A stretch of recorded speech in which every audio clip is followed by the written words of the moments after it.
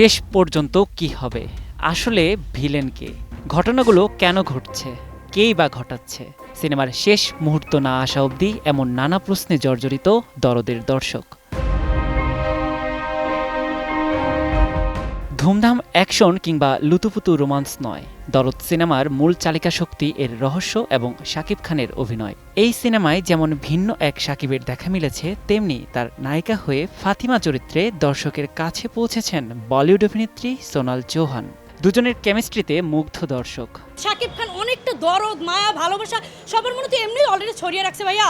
এর উপর এখন যে শাকিব খান বের হচ্ছে দিন দিন, ও মাই গড। শাকিব খান এতদিন বাংলাদেশে রাজত্ব করছে, এখন বলিউডে চলে গেছে। প্রযুক্তির লগে তাল মিলাইয়া ছবিটা হয়েছে, বুঝছেন।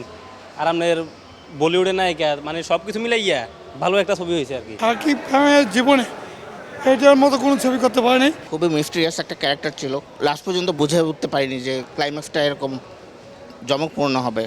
40% বেশি গ্লো, বিশ্বের 1 নম্বর গ্লো ক্রিম, নতুন গ্লো এন্ড লাভলি। দীর্ঘ অপেক্ষার পালা শেষে পর্দায় ফিরেছেন ঢালিউডের এই মেগাস্টার। নানা আলোচনা সমালোচনা পেরিয়ে বাংলাদেশ, ভারত সহ 22টি দেশে মুক্তি পেয়েছে দরদ। উৎসবহীন সময়ে দর্শককে হলে আনা কতটা চ্যালেঞ্জিং, প্রশ্ন ছিল পরিচালকের কাছে। এই হলটা কিন্তু অনেকদিন বন্ধ, তাই না? সবাই জানেই না যে মর্নিং শো হয়, কত মানুষ আসছে। তো এটা অবশ্যই ভালো লাগার বিষয়, কারণ একটা দেশের মেগা স্টার যদি ছবি রিলিজ হলে সেই দেশে যদি একটা আনন্দ উৎসব ক্রিয়েটই না হয়, তাহলে তার লাভ হবে না। প্রথম সপ্তাহে দেশে 83 হলে মুক্তি পেলেও দ্বিতীয় সপ্তাহে হল সংখ্যা আরও বাড়বে, এমন প্রত্যাশার কথা জানিয়েছেন নির্মাতা।